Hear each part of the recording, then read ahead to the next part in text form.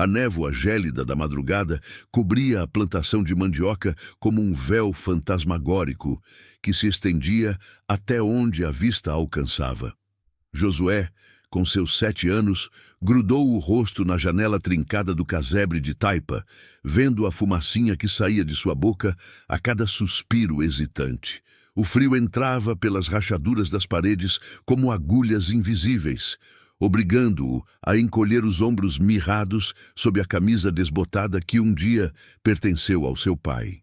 Atrás dele, na penumbra do cubículo mofado que servia de quarto para todos, 3 bebês principiavam a despertar com vágidos famintos que soavam como cantos fúnebres. Os gêmeos, Benedito e Benício, de 2 anos, se agitavam inquietos no catre fino e encardido, enquanto a pequena Aurora, com apenas 8 meses, abria os olhinhos vermelhos de tanto chorar. O cheiro rançoso do leite coalhado se misturava com o bolor que emanava das paredes descascadas, criando um aroma que amarrava a garganta e lembrava constantemente Josué da penúria em que viviam. 6 meses. Completavam-se 6 meses desde que seus pais não retornaram para casa. Josué ainda se recordava daquela manhã quando partiram para a roça do seu Benedito, prometendo voltar antes do anoitecer com algum dinheiro para comprar farinha e fraldas para os pequenos. O desastre na estrada de chão batido aconteceu durante um temporal, quando a visibilidade era quase nula e o barro escorregadio como quiabo babento. Desde então, Josué aprendeu a ser pai, mãe, irmão e arrimo de família.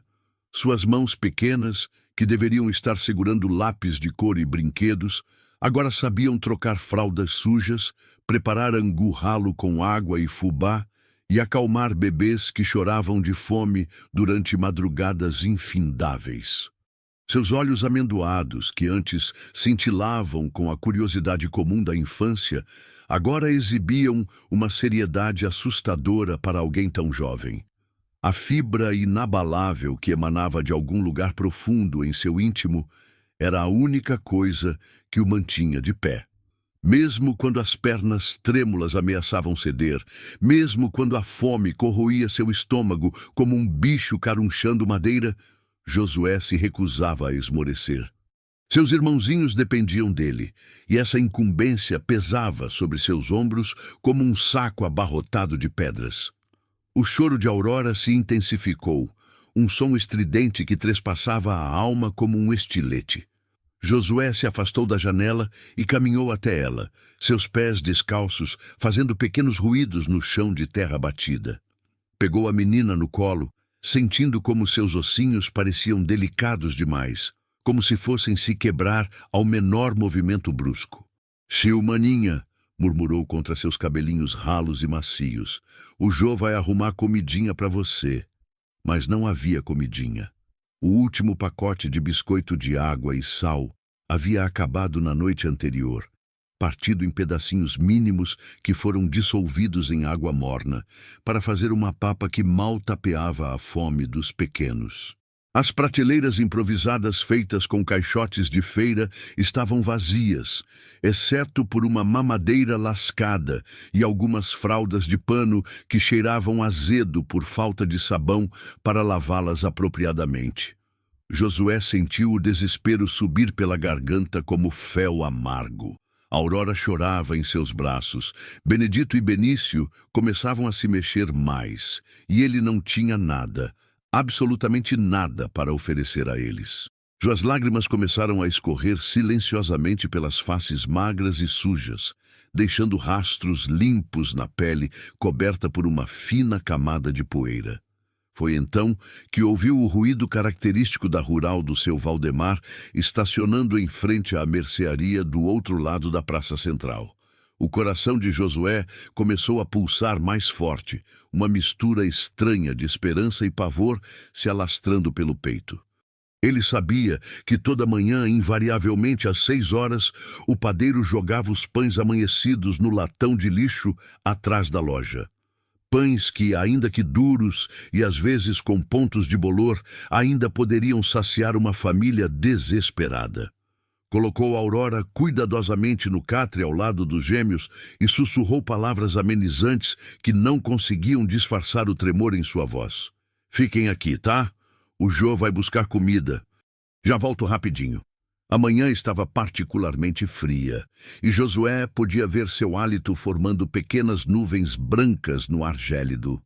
Suas pernas nuas tremiam sob o calção surrado, e os pés descalços sentiam cada pedrinha pontiaguda do chão irregular. Mas a fome dos irmãos era mais intensa que qualquer incômodo físico. Escondeu-se atrás da velha mangueira que crescia na beira da praça, observando atentamente os movimentos do seu Valdemar. O padeiro, um homem corpulento de meia-idade, com aventais sempre brancos demais para alguém que lidava com farinha, jogou um saco plástico no lixo e retornou para dentro da loja. Era o instante.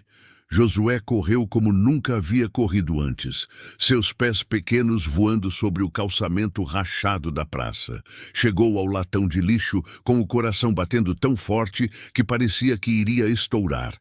Suas mãos tremiam enquanto revirava entre restos de embalagens e cascas de frutas, procurando desesperadamente pelos pães descartados.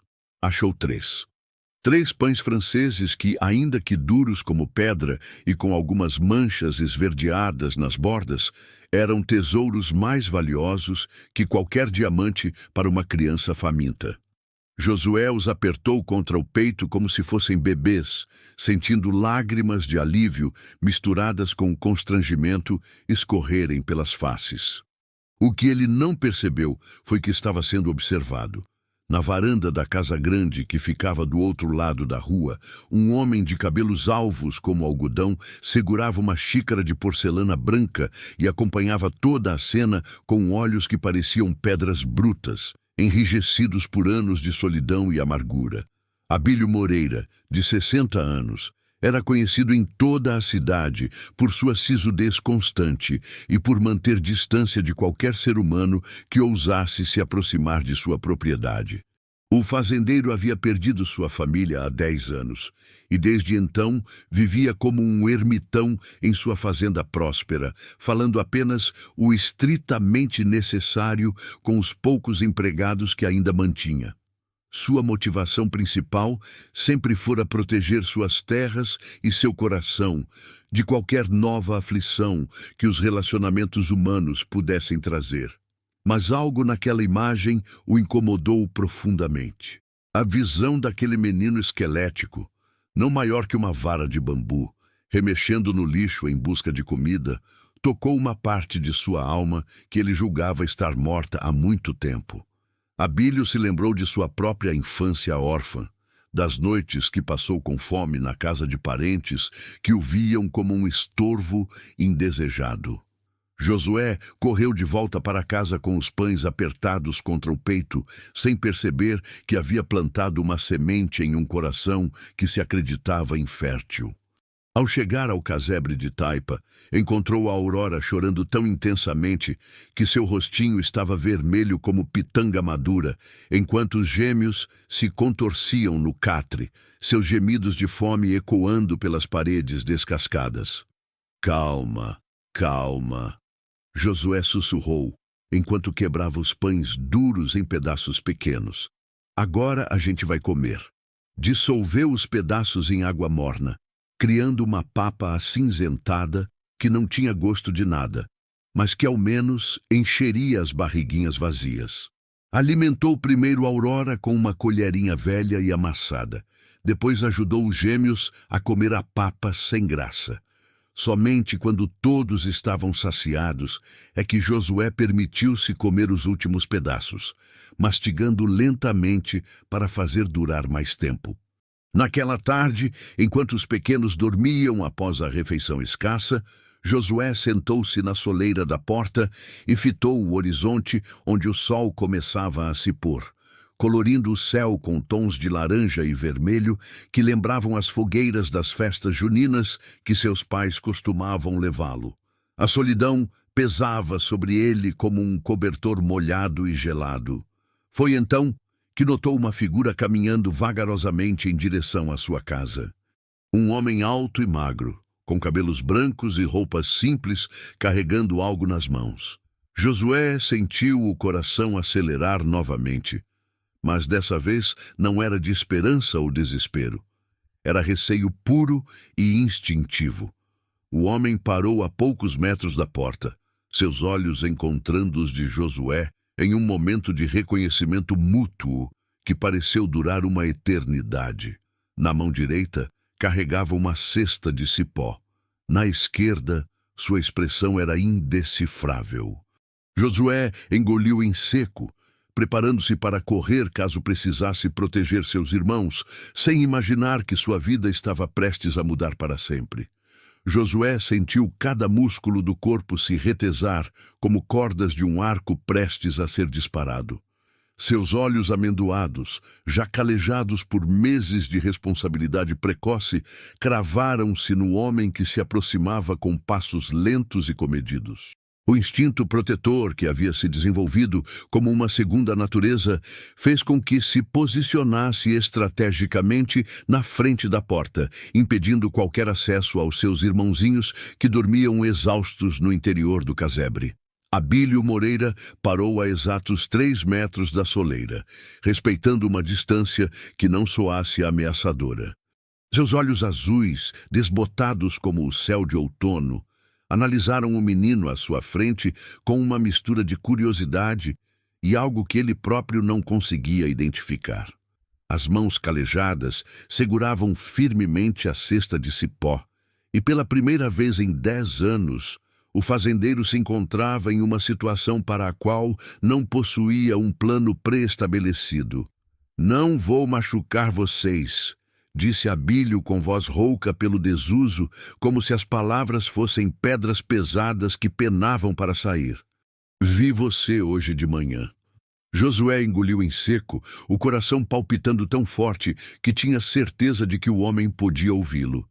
Suas mãos pequenas se fecharam em punhos, preparadas para lutar se necessário, ainda que soubesse que não seria adversário para um adulto. A obstinação inflexível que o mantinha vivo cintilou em seus olhos como brasas acesas. "Não fizemos nada de errado", mentiu Josué, a voz tremendo apesar da bravata. "Os pães estavam no lixo mesmo." Abílio observou a postura defensiva do garoto e reconheceu ali algo familiar. A mesma postura que ele próprio havia adotado aos 7 anos, quando precisou defender-se de um mundo que parecia empenhado em esmagá-lo. A mesma mescla de medo e coragem desesperada que havia moldado sua própria infância órfã.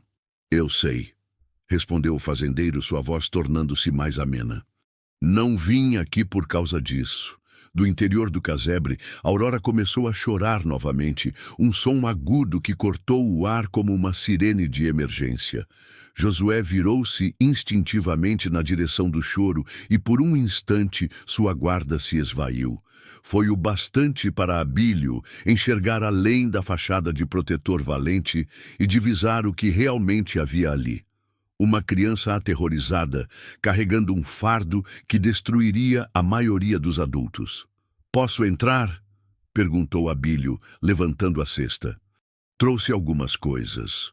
Josué hesitou, dividido entre a necessidade premente de qualquer auxílio e o temor instintivo de confiar em estranhos. O choro de Aurora se tornou mais intenso, misturando-se aos gemidos sonolentos dos gêmeos que começavam a despertar. A realidade da responsabilidade que carregava pesou sobre seus ombros como um manto de chumbo. "Que tipo de coisas?" Josué indagou, a desconfiança ainda evidente em sua voz, mas uma nota de esperança começando a se insinuar como um raio de sol através de nuvens densas. Abílio abriu cautelosamente a cesta, revelando seu conteúdo como se estivesse desempacotando presentes preciosos. Pães de milho ainda quentes exalavam um aroma que fez o estômago de Josué roncar ruidosamente. Havia também frutas frescas, mangas suculentas como joias, bananas da terra perfeitamente maduras e laranjas que brilhavam como pequenos sóis. Uma garrafa de leite de vaca, ainda com gotículas de orvalho na superfície, completava o tesouro. Os olhos de Josué se esbugalharam e, por um momento, sua máscara de protetor obstinado escorregou por completo, revelando o menino faminto que havia por trás dela. Suas pernas vacilaram ligeiramente e ele precisou amparar-se no batente da porta para não tombar. Fazia tanto tempo que não via comida de verdade, comida que cheirava bem e prometia aplacar verdadeiramente a fome. Por quê? A pergunta saiu como um sussurro hesitante. Por que o senhor quer ajudar a gente? Abílio cerrou os olhos por um instante, lutando contra lembranças que há anos mantinha trancafiadas em compartimentos obscuros de sua mente. Reviu-se novamente aos 7 anos, mirrado como um graveto seco, catando lixo em busca de comida. Lembrou-se da fome que roía suas entranhas como um cão raivoso, da solidão que oprimia como uma névoa densa e persistente. Porque eu também já fui como você, confessou o fazendeiro, sua voz impregnada de uma dor antiga que nunca havia compartilhado com ninguém. Sei o que é passar fome. Sei o que é carregar encargos que não deveriam ser seus. Josué examinou o semblante do homem à sua frente, buscando indícios de embuste ou intenção malévola. Mas tudo o que conseguiu discernir foi uma tristeza profunda, do tipo que somente provém de experiências vividas na própria pele. Paulatinamente, como um bicho selvagem que decide confiar em um domador, Josué se afastou da porta. "Podem entrar", murmurou, sua voz tão baixa que quase se perdeu no vento que varria a praça empoeirada. O interior do casebre de Taipa era ainda pior do que Abílio havia imaginado. O odor de mofo misturado com leite azedo invadiu suas narinas, e ele precisou de alguns segundos para que seus olhos se ajustassem à penumbra. Goteiras haviam criado poças no chão de terra batida, e manchas escuras de bolor subiam pelas paredes descascadas como tentáculos repugnantes. No canto mais seco do cômodo, 3 bebês se agitavam em um catre ralo que já tivera dias melhores. Aurora, a menor, chorava com uma intensidade que parecia impossível para algo tão frágil. Os gêmeos, Benedito e Benício, observavam o estranho com olhos arregalados e assustados, agarrando-se um ao outro como pequenos náufragos em um mar tempestuoso. Abílio sentiu algo se estilhaçar dentro do peito ao constatar a situação em que as crianças viviam. Era pior do que qualquer penúria que ele havia enfrentado em sua própria infância. Ao menos ele havia tido um teto que não gotejava e parentes distantes que, embora relutantes, garantiam que não morresse de inanição. "Meu Deus do céu!" resmungou o fazendeiro, a imprecação escapando antes que pudesse contê-la. "Como vocês estão conseguindo sobreviver aqui?" Josué sentiu as faces arderem de vergonha. Sabia que sua casa era imprópria, que seus irmãos mereciam algo melhor, mas era tudo o que possuíam. Suas mãos tremeram levemente enquanto caminhava até Aurora e a pegava no colo, tentando acalmar seu choro desesperado. "A gente se vira", disse com uma dignidade forçada que comoveu Abílio. "Não precisamos da piedade de ninguém. Não é pena." Abílio retrucou prontamente, retirando o primeiro pão da cesta. É justiça. Toda criança merece ter comida e um lugar decente para morar." O aroma do pão fresco invadiu o ambiente como uma dádiva. Aurora cessou de chorar instantaneamente, seus olhinhos se direcionando para a origem daquele cheiro maravilhoso. Os gêmeos se sentaram no catre, extasiados com a visão de comida de verdade. Josué observou o fazendeiro dividir o pão em pedaços pequenos e apropriados para bebês. Havia algo no jeito cuidadoso como o homem manuseava a comida, como se compreendesse exatamente qual era a textura e o tamanho ideais para cada idade. Era notório que Abílio possuía experiência com crianças, ainda que algo em sua fisionomia sugerisse que essas recordações vinham acompanhadas de pesar. "Como o senhor sabe fazer isso?" Josué indagou, enquanto observava Abílio amolecer pedaços de pão no leite tépido. "Já tive família um dia", Abílio respondeu laconicamente, mas o peso dessas palavras carregava décadas de saudade e mágoa. filhos, netos. Josué não fez mais perguntas. Mesmo aos 7 anos, conseguia identificar a dor quando havia, e havia dor suficiente na voz do fazendeiro para preencher uma represa. Em vez disso, auxiliou a alimentar os pequenos, contemplando maravilhado como eles devoravam a comida, como se fosse a primeira refeição decente que provavam em semanas. Porque era exatamente isso. À medida que os bebês comiam, a metamorfose foi quase mágica. As faces chupadas ganharam um pouco mais de cor, os olhos perderam aquele brilho desesperado da fome constante, e pela primeira vez em meses, os choros pararam completamente. Aurora até esboçou algo que poderia ter sido um sorriso, revelando 2 gengivas rosadas, onde os primeiros dentinhos começavam a romper. Há quanto tempo vocês não se alimentam direito? Abílio indagou, ainda que a resposta fosse óbvia pelo estado das crianças.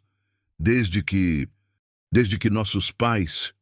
Josué não conseguiu concluir a frase. Mesmo após 6 meses, as palavras ainda se recusavam a sair.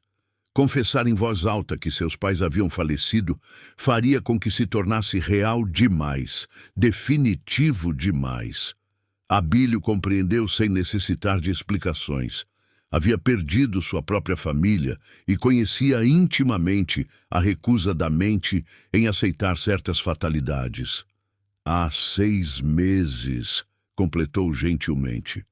Josué assentiu, contendendo contra as lágrimas que ameaçavam extravasar. Chorar na frente de um desconhecido seria demonstrar fraqueza, e ele não podia se permitir ser fraco. Seus irmãos dependiam de sua robustez. E você tem cuidado deles sozinho desde então? Não tinha escolha, Josué respondeu, a voz carregada de uma maturidade assustadoramente precoce. Eles são minha família. São tudo que me resta. Abílio observou o menino, realmente observou, e viu ali algo que o deixou simultaneamente orgulhoso e dilacerado. A fibra inabalável que emanava daquele corpo franzino era admirável e terrível ao mesmo tempo. Admirável porque demonstrava uma força de caráter rara, até mesmo em adultos. Terrível porque nenhuma criança deveria precisar ser tão forte. Você não precisa fazer isso sozinho, disse Abílio, as palavras saindo antes que pudesse analisá-las completamente. Quero dizer, se você permitir, eu posso ajudar. Josué ergueu os olhos. E pela primeira vez desde que se conheceram, sua expressão não era de desconfiança ou temor. Era de uma esperança tão lancinante que doía de contemplar. Por quê? O Senhor nem nos conhece. Abílio permaneceu em silêncio por um longo instante, lutando contra palavras que ficavam presas na garganta como caroços. Como explicar que via naquele menino um reflexo de si mesmo? Como admitir que havia passado 10 anos se afastando do mundo por receio de encarar mais perdas? Talvez seja exatamente por isso, disse finalmente. Às vezes, é mais fácil ajudar estranhos do que encarar nossos próprios fantasmas. Conforme a tarde avançava, Abílio auxiliou Josué a organizar a casa da melhor maneira possível. Taparam algumas goteiras com pedaços de lona que o fazendeiro trouxe de sua propriedade, criaram um canto mais seco para os bebês dormirem e estabeleceram uma rotina básica de alimentação.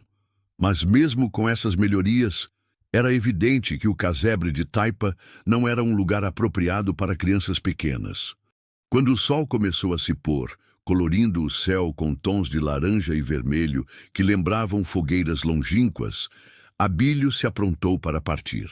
Prometeu retornar no dia seguinte com mais mantimentos e algumas ferramentas para efetuar reparos mais substanciais. Seu Abílio, Josué chamou quando o fazendeiro já estava na porta. O senhor vai mesmo voltar? A pergunta carregava tanto pavor de abandono que Abílio sentiu seu coração se contrair. Quantas pessoas haviam prometido coisas a esse menino e depois simplesmente desaparecido? Quantas desilusões aqueles olhos jovens já haviam presenciado? Vou voltar, prometeu a Bílio, e pela primeira vez em 10 anos, fazer uma promessa não lhe causou pânico. Pode contar comigo. Mas enquanto caminhava de volta para sua fazenda, Abílio não imaginava que estava sendo observado. Na casa vizinha, Dona Cândida, a vizinha mais bisbilhoteira da redondeza, havia testemunhado toda a cena através de sua janela. E Dona Cândida tinha uma sobrinha que trabalhava no Departamento de Assistência Social da Prefeitura. Assista até o final, você não vai se arrepender. Comente o que você acha que vai acontecer, sua opinião é muito importante, e se inscreva no meu canal para apoiar meu trabalho. Sua ajuda é muito importante. Na manhã seguinte, enquanto Josué despertava com a sensação estranha de ter dormido uma noite inteira sem que nenhum dos bebês chorasse de fome, uma Kombi branca com o brasão da prefeitura estacionou em frente ao casebre de Taipa. Uma mulher de óculos e pasta na mão bateu na porta com a autoridade de quem estava acostumada a ser obedecida. Josué atendeu com Aurora no colo, sem imaginar que sua vida estava prestes a ser virada do avesso mais uma vez. A mulher que se apresentou como doutora Renata Campos tinha o tipo de presença que sugava toda a esperança de um ambiente em questão de segundos.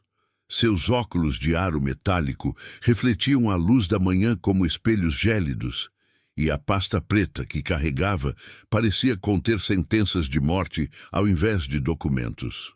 Josué sentiu Aurora se encolher em seus braços, como se a bebê pudesse pressentir a ameaça que emanava da visitante indesejada.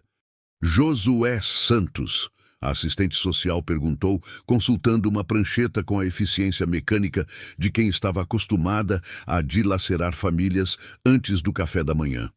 Sou da Divisão de Proteção à Criança e ao Adolescente. Recebemos uma denúncia sobre menores vivendo em situação de risco. O coração de Josué despencou para o estômago como uma pedra atirada em um poço profundo. Suas mãos tremeram levemente, fazendo Aurora se agitar, mas ele forçou-se a manter a compostura. A obstinação inflexível que havia se tornado sua marca registrada cintilou em seus olhos como brasas acesas, mesmo diante da ameaça mais terrível que já havia encarado. Nós estamos bem, disse Josué, erguendo o queixo em um gesto de desafio que contrastava dolorosamente com sua aparência franzina. Não necessitamos da ajuda de ninguém. Renata Campos permitiu-se um sorriso que não alcançou seus olhos. Era o tipo de sorriso que ela reservava para crianças teimosas que ainda não haviam compreendido que resistir era inútil. Em 15 anos de carreira, havia desenvolvido uma certa imunidade ao sofrimento infantil, tratando cada caso como um problema burocrático a ser solucionado da maneira mais eficiente possível. Posso entrar? Não era realmente uma pergunta. Renata já estava empurrando a porta e invadindo o pequeno espaço, seus olhos clínicos catalogando cada evidência de negligência como um detetive em uma cena de crime.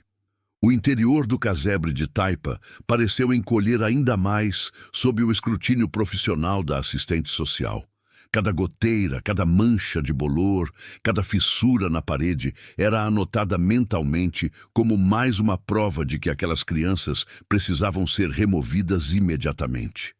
O cheiro de mofo misturado com leite coalhado a fez franzir o nariz com repulsa. Benedito e Benício, sentados no catre manchado, observaram a estranha com olhos enormes e assustados. Havia algo na energia dela que os fazia querer se esconder como pequenos animais diante de um predador. Instintivamente se agarraram um ao outro, formando uma pequena barreira de proteção mútua. Meu Deus, murmurou Renata, retirando uma câmera digital da pasta. Isto aqui é uma situação de emergência. O flash da câmera cortou o ambiente como um relâmpago, registrando para a posteridade cada evidência da penúria em que as crianças viviam. Josué sentiu cada foto como um tapa na cara, como se sua incompetência como cuidador estivesse sendo documentada para que o mundo todo visse seu fracasso. Por favor, Josué implorou, sua voz embargando apesar dos esforços para mantê-la firme. A gente só precisa de um tempo. As coisas vão melhorar. Tempo? Renata repetiu, como se a palavra fosse um conceito alienígena. Criança, você tem 7 anos. Está cuidando de 3 bebês em condições subhumanas. Não há melhorar nessa situação. Foi nesse momento que Abílio surgiu na porta, carregando uma nova cesta de mantimentos e algumas ferramentas para os reparos prometidos. A visão da assistente social, fotografando o interior do casebre, fez seu sangue gelar nas veias. Reconheceu imediatamente o tipo de autoridade que ela representava. O tipo que possuía poder para dilacerar famílias com uma canetada. Com licença, disse Abílio, sua voz carregada de uma autoridade que vinha de décadas comandando uma propriedade próspera. Poderia me informar o que está ocorrendo aqui? Renata se virou para examinar o recém-chegado, seus olhos clínicos avaliando automaticamente se ele representava uma ameaça ou uma oportunidade. Um homem mais velho, bem vestido, obviamente com recursos financeiros, talvez pudesse ser útil como testemunha das condições impróprias. Sou assistente social, explicou Renata com eficiência profissional. Estou avaliando a situação destas crianças para determinar se necessitam ser removidas para lares temporários mais adequados. A palavra removidas atingiu Josué como uma punhalada. Suas pernas fraquejaram e ele precisou apoiar-se na parede para não desabar. A ideia de ser apartado de Benedito, Benício e Aurora era pior que qualquer fome, pior que qualquer frio, pior que qualquer miséria. Seus irmãos eram tudo que restava de sua família, tudo que conferia sentido à sua existência. Não! A palavra saiu como um grito desesperado. Vocês não podem levar meus irmãos. Eles são minha família. Aurora começou a chorar, como se pudesse pressentir o desespero de Josué através do contato físico. Os gêmeos se levantaram do catre e correram para se agarrar às pernas de Josué, seus rostinhos contraídos pelo medo instintivo de separação. Era uma cena que teria sensibilizado qualquer coração humano, mas Renata havia presenciado cenas similares centenas de vezes. Será melhor para todos, disse ela com a falsa doçura que usava para atenuar verdades brutais. Vocês poderão visitar-se aos fins de semana, após um período de adaptação. Abílio observou o desespero completo que se abateu sobre Josué e sentiu algo despertar em seu peito que havia permanecido adormecido por 10 anos. Era a mesma sensação que teve quando viu sua própria família sendo desmantelada, quando se sentiu completamente impotente diante de forças maiores que ele. Mas desta vez, talvez pudesse fazer algo. E se existisse uma alternativa? Abílio interrompeu adiantando-se. E se as crianças tivessem um lugar adequado para morar, com supervisão adulta apropriada? Renata ergueu uma sobrancelha cética. A que exatamente o senhor se refere? Tenho uma propriedade a 2 quilômetros daqui, Abílio explicou, sua mente trabalhando rapidamente para conceber um plano que pudesse salvar aquela família. É vasta. Tem várias casas em condições, infraestrutura completa. Poderia oferecer um lar temporário para as crianças. O senhor é parente delas? Renata perguntou, sua caneta já pronta para anotar mais informações. Não, Abílio admitiu, mas sua voz ganhou uma convicção que surpreendeu até a ele mesmo. Mas isso não significa que não possa cuidar delas. Renata riu. Um som seco e sem humor que ecoou pelas paredes descascadas, como o grasnar de um corvo. Senhor, o senhor não compreende como funciona o sistema. Não podemos simplesmente entregar crianças órfãs para qualquer pessoa que se oferece. Há procedimentos, avaliações, documentação legal. Quanto tempo? Josué perguntou, sua voz tão baixa que quase se perdeu no murmúrio dos bebês. Quanto tempo temos? Renata consultou sua prancheta com a mesma frieza com que um carrasco consulta uma lista de execuções. Normalmente, em casos de emergência como este, a remoção é imediata. Mas considerando que as crianças parecem estar fisicamente bem, posso conceder-lhes 72 horas para apresentar uma solução adequada. 72 horas.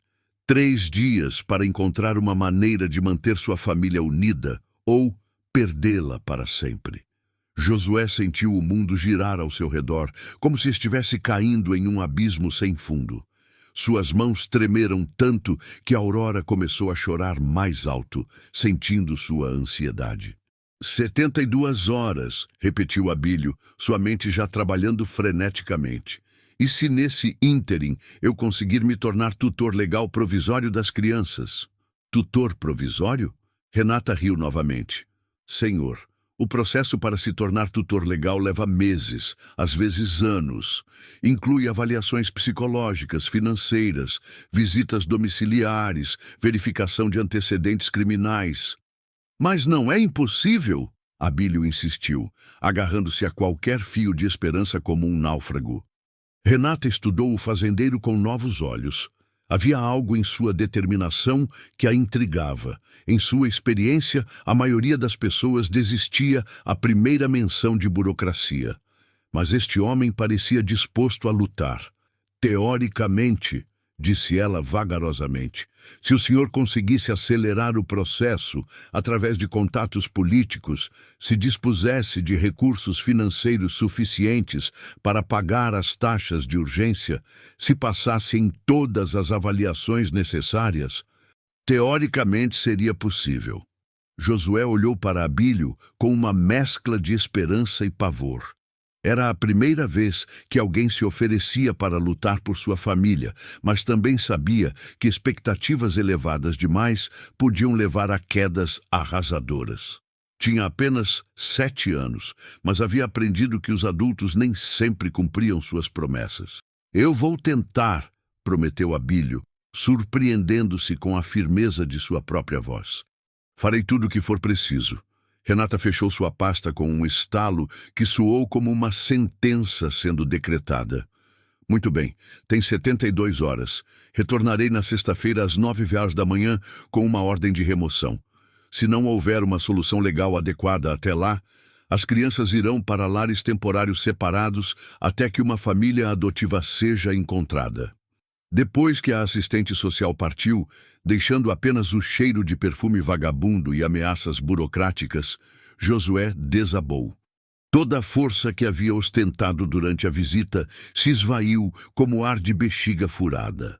Sentou-se pesadamente no chão de terra batida, Aurora ainda em seus braços, enquanto lágrimas silenciosas escorriam pelas faces magras. Benedito e Benício se aproximaram timidamente, seus olhinhos marejados por lágrimas que não entendiam por completo, mas sabiam que algo terrível havia ocorrido. Agarraram-se a Josué como náufragos a um pedaço de madeira, formando um pequeno círculo de desespero no centro do casebre em ruínas. Vai ficar tudo bem, Abílio disse, mas sua própria voz vacilava com incerteza. Eu não vou permitir que separem vocês. Como? Josué indagou, erguendo os olhos vermelhos de tanto chorar. Como o senhor vai conseguir em 3 dias o que leva meses? Abílio não tinha resposta para essa pergunta. Não fazia ideia de como conseguiria navegar pela burocracia legal em tempo recorde. Contudo, havia uma coisa que sabia com certeza absoluta. Não podia permitir que aquela família fosse desmantelada.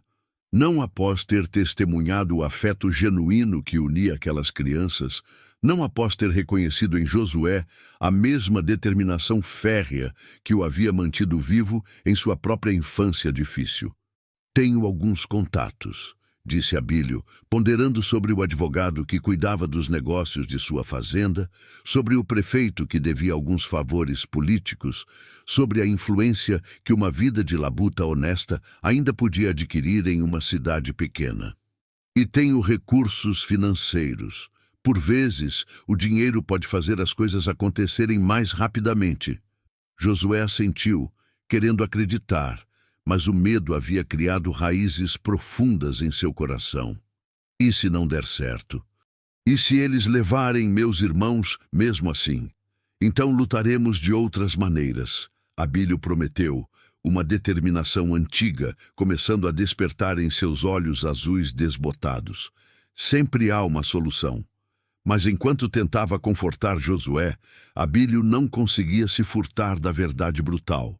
3 dias era tempo exíguo para remover montanhas burocráticas. E se falhasse, não apenas perderia a oportunidade de redimir seus próprios erros do passado, mas também condenaria 4 crianças inocentes a um futuro incerto em lares distintos. Naquela noite, enquanto Josué tentava adormecer os bebês com canções que sua mãe costumava entoar, Abílio caminhava inquieto pela varanda de sua casa grande, o telefone em mãos. Sua primeira ligação seria para o Dr. Otávio Sampaio, o advogado mais renomado da região. Mas antes que pudesse discar, ouviu o som de um carro se aproximando pela estrada de terra. Faróis cortaram a escuridão e Abílio reconheceu a silhueta inconfundível do carro oficial do prefeito. O que Arlindo Peixoto queria com ele àquela hora da noite? E por que seu estômago se contraiu com um pressentimento pavoroso de que as próximas 72 horas seriam ainda mais complicadas do que imaginava? Arlindo Peixoto desceu do carro oficial com a postura curvada de quem carregava más notícias. O prefeito de 70 anos conhecia Abílio desde a infância, quando ambos brincavam descalços pelas ruas de terra da cidade, que sequer imaginava se tornar uma prefeitura. Agora, sob a luz fraca da varanda, seus olhos transpareciam uma preocupação que fez o estômago de Abílio se contrair em nós apertados. Bila! Cumprimentou o prefeito, utilizando o apelido da infância que poucas pessoas ainda ousavam proferir. Precisamos conversar. Abílio desceu os degraus da varanda, pressentindo que cada passo o aproximava de um abismo. Se é sobre as crianças, Arlindo, eu já estou ciente. A assistente social esteve aqui hoje. É justamente sobre isso que vim tratar.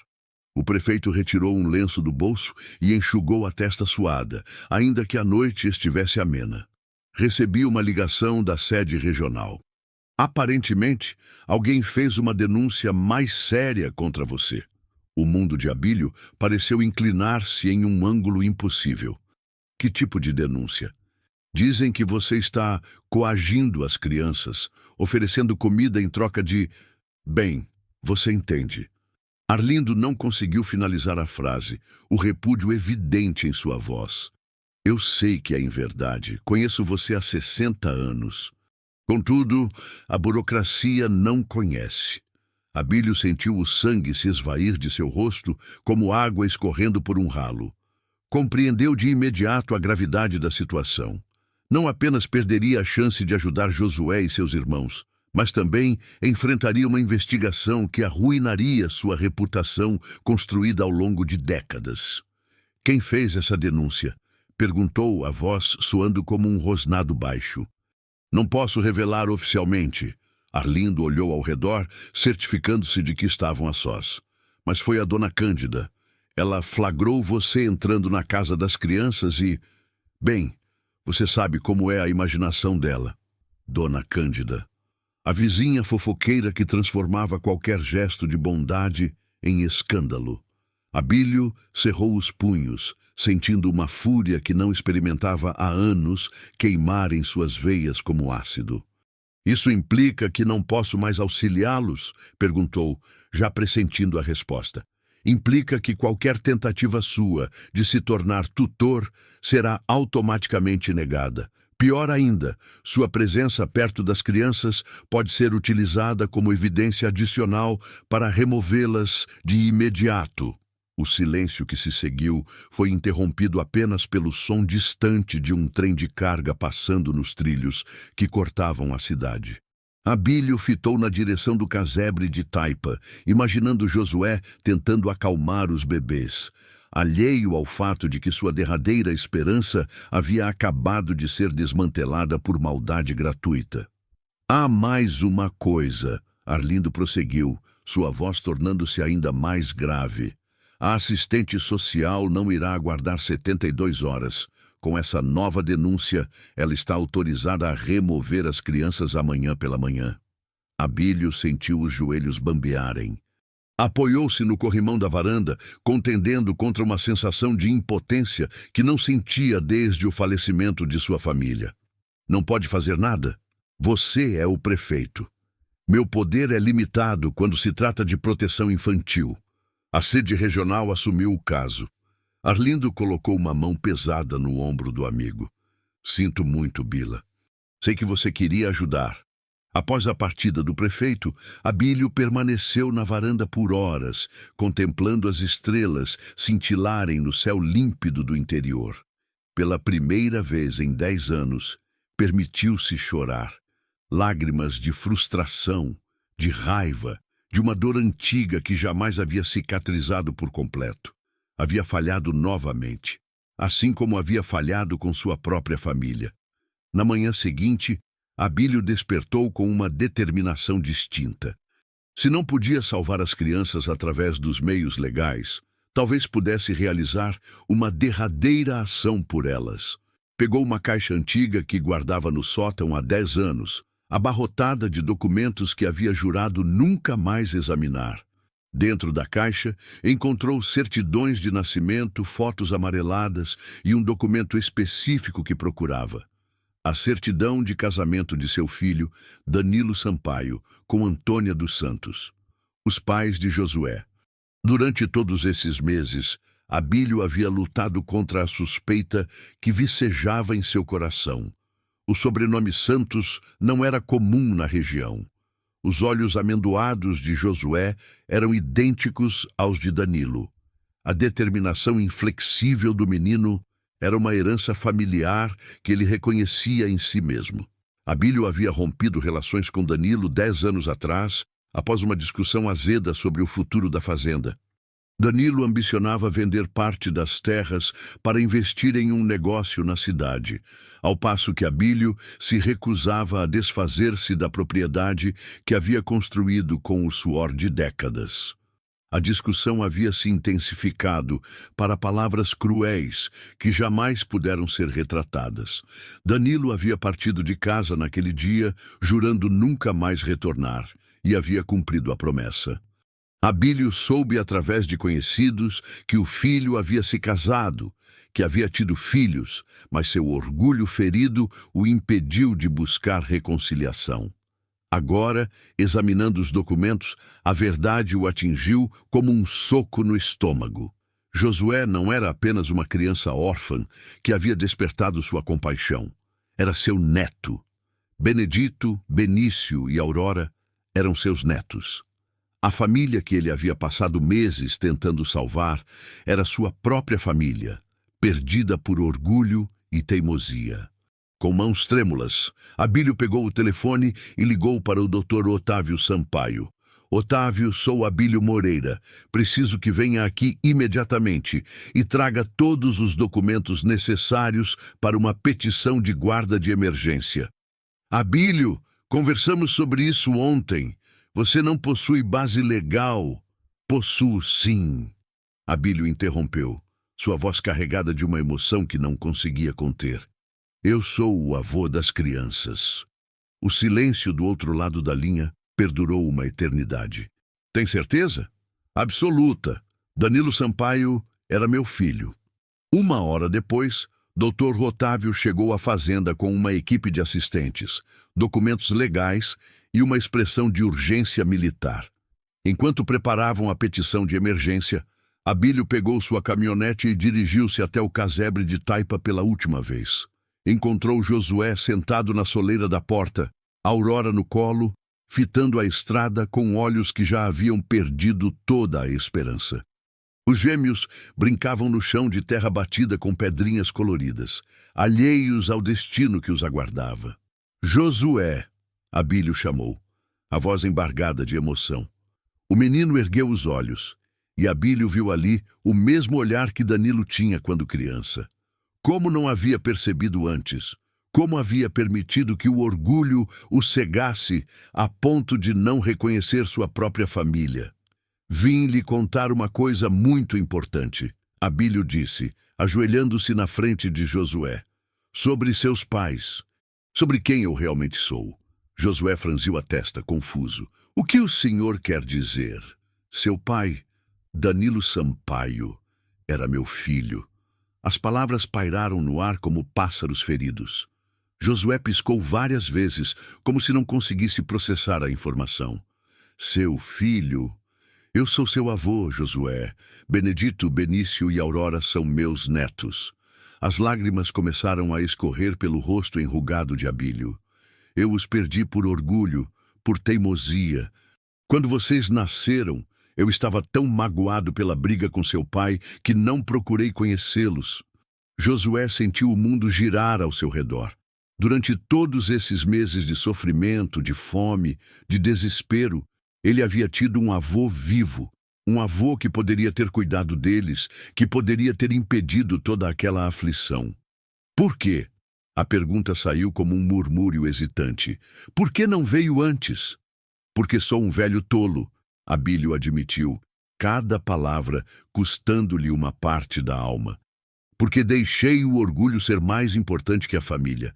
Porque quando soube que Danilo havia, que vocês estavam sozinhos, pensei que não tinha o direito de aparecer. Josué permaneceu em silêncio por um longo instante, absorvendo a magnitude da revelação. Todo o sofrimento que haviam suportado, todas as noites famintas, todo o medo e a solidão, tudo isso poderia ter sido evitado.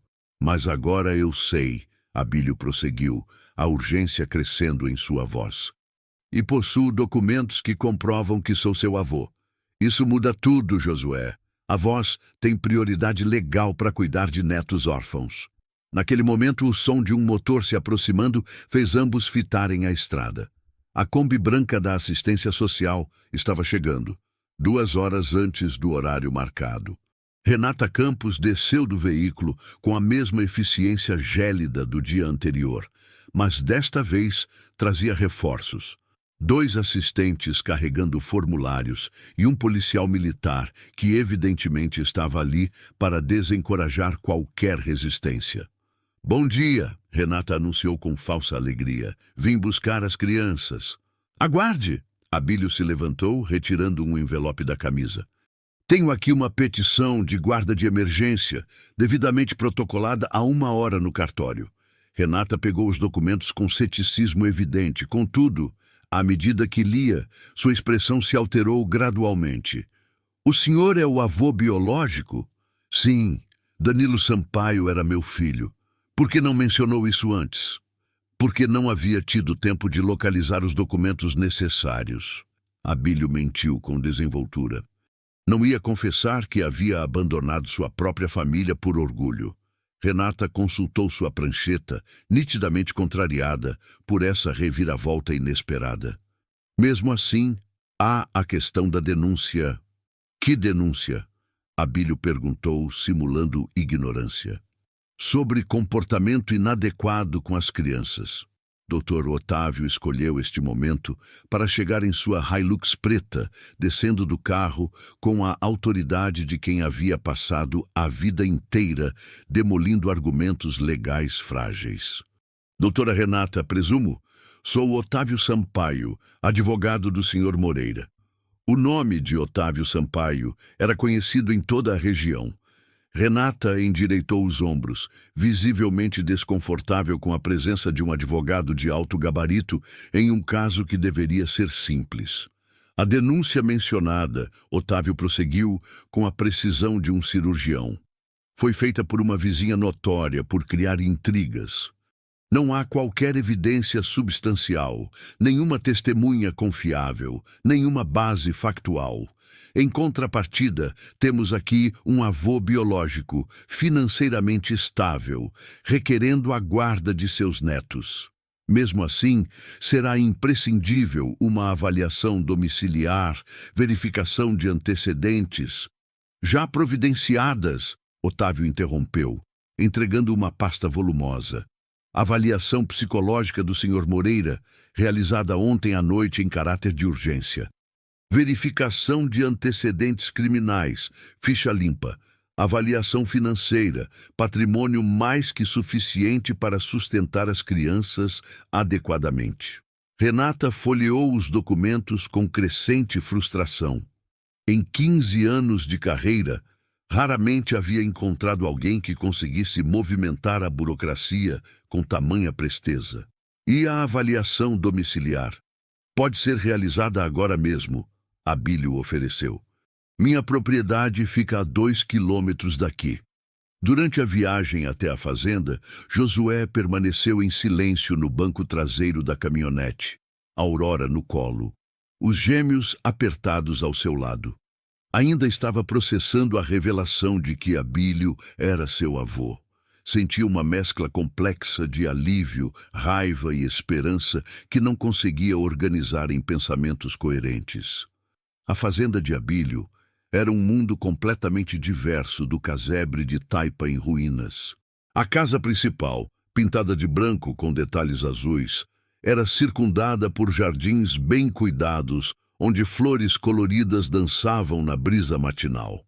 Havia uma casa menor nos fundos, perfeitamente adequada para uma família com crianças pequenas, com quartos espaçosos e um quintal cercado onde as crianças poderiam brincar em segurança. Renata conduziu sua inspeção com relutância evidente, mas não logrou encontrar qualquer inadequação. A propriedade atendia a todos os requisitos de segurança, higiene e adequação para crianças. Otávio havia inclusive providenciado berços novos, brinquedos apropriados para cada idade e um estoque completo de fraldas, leite em pó e comida infantil. Aparentemente está tudo nos conformes, Renata admitiu por fim, sua derrota evidente no tom de voz. A guarda provisória é concedida por 6 meses, período durante o qual haverá visitas mensais de acompanhamento. Após a partida da assistente social e sua equipe, um silêncio esquisito pairou sobre a fazenda. Josué permaneceu na varanda da casa menor, observando Benedito e Benício explorarem com cautela o quintal novo, enquanto Aurora dormia em um berço de verdade pela primeira vez em sua vida. "Está zangado comigo?" Abílio indagou, sentando-se ao lado do neto. Josué demorou para responder. "Não sei o que estou sentindo. É compreensível. Descobrir que possui um avô que poderia ter auxiliado antes deve ser complicado." "Por que brigaram?" Josué perguntou repentinamente. "O senhor e meu pai?" Abílio suspirou profundamente. "Por bobagens. Por dinheiro, por terras, por orgulho, coisas que não importam quando se perde alguém que se ama. Ele falava do senhor às vezes." Josué confidenciou em voz baixa. "Dizia que o senhor era um homem bom, mas muito cabeça dura. Ele estava certo em ambas as coisas." À medida que os dias transcorriam, Josué começou a aceitar sua nova realidade gradativamente. A casa era confortável, havia comida à vontade, e pela primeira vez desde o falecimento dos pais, ele podia simplesmente ser uma criança. Contudo, a desconfiança ainda pairava, uma voz murmurando que coisas boas demais não perduravam. Foi durante a segunda semana que Josué finalmente se abateu. Abílio o encontrou chorando no quintal, Aurora no colo, enquanto observava os gêmeos brincarem com brinquedos novos. "O que houve, meu menino? E se o senhor se cansar da gente?" Josué soluçou. "E se decidir que somos muito trabalho? E se nos mandar embora como mandou meu pai?" Abílio sentiu o coração se estilhaçar em 1000 pedaços. Ajoelhou-se em frente a Josué, fitando diretamente em seus olhos amendoados, que eram tão parecidos com os de Danilo. "Josué, olhe para mim", disse com voz firme, porém gentil. "Eu cometi o maior erro da minha vida quando deixei seu pai ir embora. Perdi 10 anos da vida dele. Perdi a oportunidade de conhecer vocês desde bebês. Não vou cometer o mesmo erro 2 vezes." Como posso ter certeza? Abílio ponderou por um instante. Em seguida, conduziu Josué até seu escritório na casa principal. Abriu o cofre e retirou de lá diversos documentos oficiais. Este é meu testamento, explicou. Modifiquei-o ontem. Metade de tudo que possuo agora é seu e de seus irmãos. A outra metade será minha enquanto eu viver para cuidar de vocês. Isso significa que esta fazenda é tão sua quanto minha. Josué examinou os documentos sem compreender por completo seu significado legal. Contudo, entendendo perfeitamente a intenção por trás deles. O Senhor está me dando sua fazenda. Estou dando a vocês seu lar. Para sempre. Foi nesse momento que Josué finalmente permitiu que as defesas que havia erguido durante meses de sofrimento começassem a desmoronar. Pela primeira vez, desde a morte dos pais, chorou não de desespero, mas de alívio. Abílio o abraçou, e ambos choraram juntos, o avô pela família que havia perdido por orgulho, o neto pela segurança que finalmente havia encontrado. 6 meses depois, durante a festa junina anual da cidade, toda a comunidade se reuniu na praça principal para celebrar. A fogueira crepitava alto contra o céu estrelado. O cheiro de pamonha e quentão perfumava o ar, e música de sanfona ecoava pelas ruas de terra batida. Josué, agora com 8 anos e visivelmente mais saudável, segurava a mão de Aurora, que havia aprendido a andar e corria atrás dos gêmeos entre as barracas coloridas. Abílio observava seus netos brincarem, o coração transbordando de uma felicidade que havia esquecido ser possível. Vovô. Josué se aproximou, utilizando o título que havia custado meses para sair naturalmente. Quer dançar quadrilha com a gente? Abílio sorriu, estendendo a mão para o neto. Claro que quero! Conforme dançavam ao redor da fogueira, com Benedito e Benício tentando imitar os passos complexos da quadrilha e Aurora aplaudindo dos braços de uma vizinha simpática, Abílio compreendeu que havia encontrado sua redenção.